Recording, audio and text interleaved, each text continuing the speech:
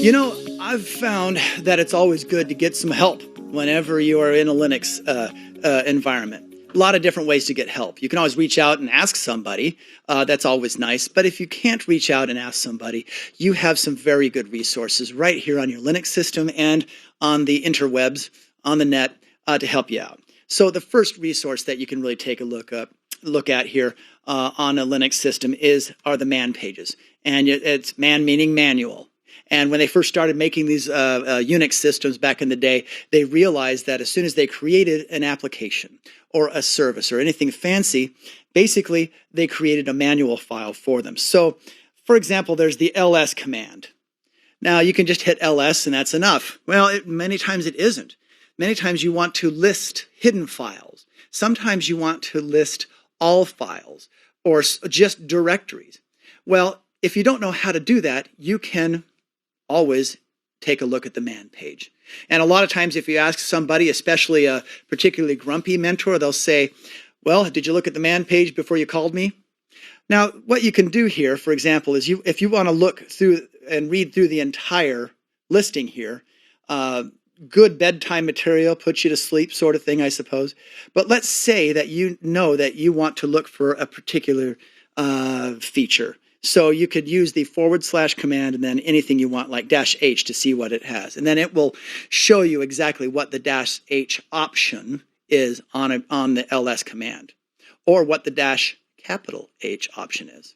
So the fact that you can search through these files is something very important. So if you want something, for example, and somebody's mentioned long listing or something, and you want to find out what long listing even means, you could search for a particular word, such as long, like I just did, and that allows you to go through here and find it right away. Another thing you can do is hit the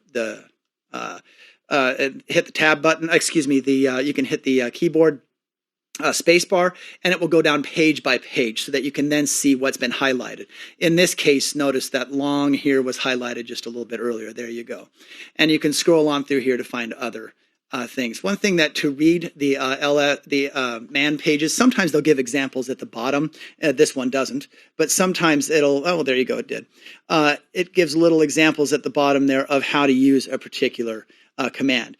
Not every command is going to be found here.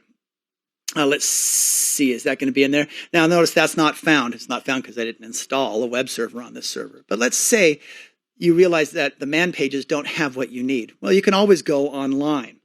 And one of the best ways to go online is to use your browser, and you can go to various resources, and there are a lot of them out there. There's the Linux Documentation Project.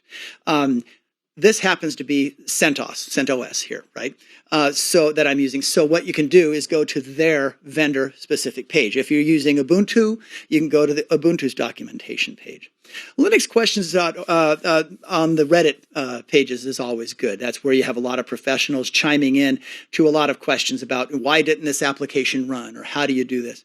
I wouldn't post on Reddit basic questions about using the cd command, but I would post it if you're using more sophisticated tools.